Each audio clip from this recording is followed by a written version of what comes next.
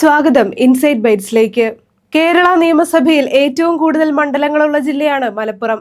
സാമുദായിക അടിസ്ഥാനത്തിൽ പറയുകയാണെങ്കിൽ കേരളത്തിലെ 90% മുസ്ലിം സമുദായവും ഇവിടെയാണ് അധിവസിക്കുന്നത്.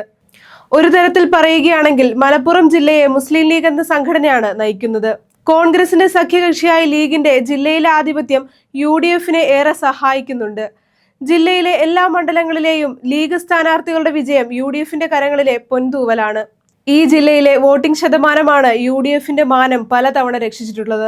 UDF-ന്റെ ജയം ഉറപ്പിച്ച ജില്ല അതാണ് മലപ്പുറം. അതിനാൽ തന്നെ അടുത്തു വരുന്ന തെരഞ്ഞെടുപ്പിൽ വൻ വിജയപ്രതീക്ഷയാണ് UDF നേതൃത്വം വെച്ചു പുലർത്തുന്നത്. ജില്ലയിലെ ലീഗ് നേതാക്കളും കോൺഗ്രസ് നേതാക്കളും ഇതിനായുള്ള പ്രവർത്തനം പതുക്കെ ആരംഭിച്ചിട്ടുണ്ട്. സ്ഥാനാർത്ഥി നിർണയത്തിനായിട്ടുള്ള സ്ക്രീനിംഗ് അടുത്തു തന്നെ തുടങ്ങുമെന്നാണ് വിവരം. അടുത്തിടെ നിലമ്പൂരിൽ നടന്ന ഉപതെരഞ്ഞെടുപ്പിൽ കോൺഗ്രസും CPM-ഉം ശക്തമായ പോരാട്ടമാണ് കാഴ്ചവെച്ചത്. ആര്യാടൻ ഷൗക്കത്തിന്റെ വിജയത്തിനായി UDF അഹോരാത്രം പണിയെടുക്കേണ്ടി വന്നു. PV അൻവറിന്റെ പടല പിണക്കങ്ങളും UDF-നും CPM-നും ദോഷം ചെയ്തു. PV അൻവർ 18,000-ൽ പരം വോട്ടുകളാണ് പിടിച്ചെടുത്തത്. 2026-ലെ തിരഞ്ഞെടുപ്പ് ആസന്നമായ വേളയിൽ ഗ്രാമപ്രദേശങ്ങളെ കേന്ദ്രീകരിച്ചുള്ള കോൺഗ്രസിന്റെ പ്രവർത്തനം തുടങ്ങിക്കഴിഞ്ഞു. ആദിവാസി ഊരുകൾ കേന്ദ്രീകരിച്ച് യൂത്ത് കോൺഗ്രസും ലീഗ് യുവജന വിഭാഗവും പല ക്യാമ്പുകൾ നടത്തുന്നുണ്ട്.